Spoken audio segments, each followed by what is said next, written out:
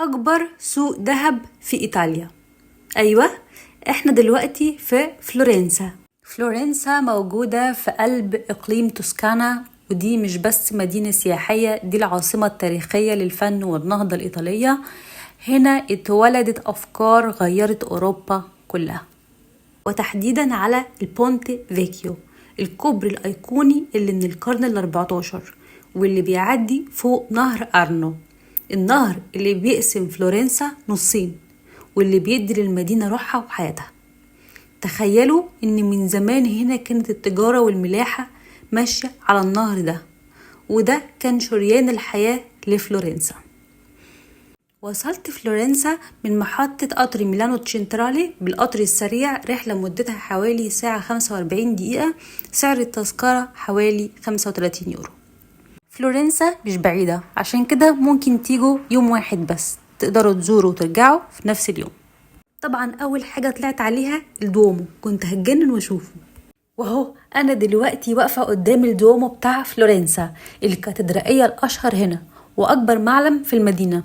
القبة الضخمة بتاعتها صممها برونيلسكي في القرن ال15، وكانت وقتها معجزة معمارية لأنها اتبنت من غير أعمدة وسطية. الواجهة الرخامية بألوانها الأبيض والأخضر والأحمر تخليك واقف منبهر. والنهاردة الدومو مش بس رمز لفلورنسا، ده رمز لعصر النهضة كله. ومن جوه كمان تحفة معمارية، بصوا التصميم عامل ازاي، يجنن.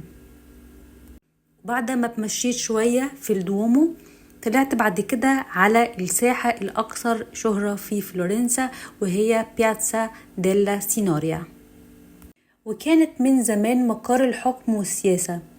فيها قصر بالاتسو فيكيو اللي كان مقر الحكومة. الساحة دي كأنها فعلا متحف مفتوح، هتلاقي فيها تماثيل مشهورة زي نسخة تمثال ديفيد لمايكل أنجلو ونافورة نبتون. النهاردة البياتسا دي تعتبر قلب المدينة النابض، مليانة سياح ومطاعم وكافيهات، ومكان مثالي تبدأ منه جولتك في فلورنسا. وبعد كده طلعت على بونت فيكيو، أقدم كوبري في فلورنسا وأشهرهم. الكوبري ده بيعدي فوق نهر الأرنو اللي بيقسم المدينة زي ما قلت لكم نصين، وبيديها منظر خرافي.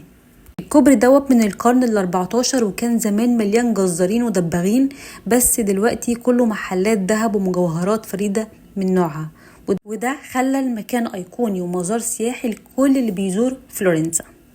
وبعد ما اتمشيت على النهر واستمتعت بالمنظر الرائع، طلعت على طول على شارع الذهب اسمه فيا دي تورنا بواني. هنا كله محلات ذهب ومجوهرات، كل محل ليه قصة وتاريخ من القرن ال16.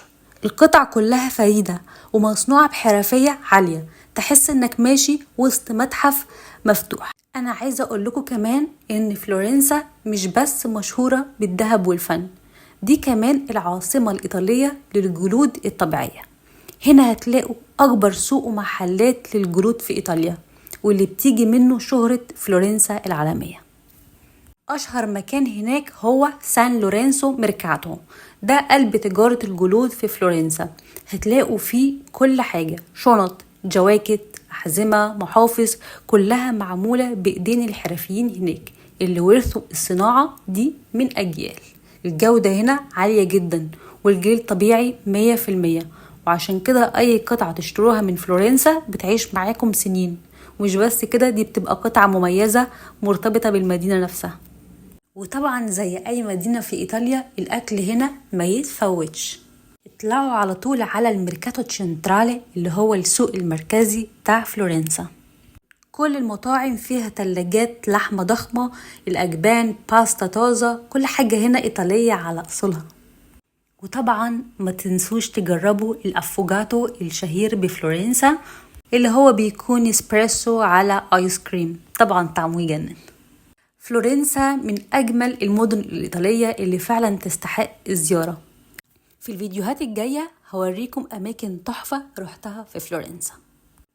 لو أول مرة تشوفني، أنا مارتينا، عايشة في إيطاليا وبعمل فيديوهات عن اللغة الإيطالية والسفر والسياحة في كل مدن إيطاليا، بديك أفكار ونصايح توفر لك وقت وفلوس. ما تنساش تعمل تاج لصاحبك اللي عايز تسافر معاه فلورنسا، وأشوفكم الفيديو الجاي على خير. تشاو.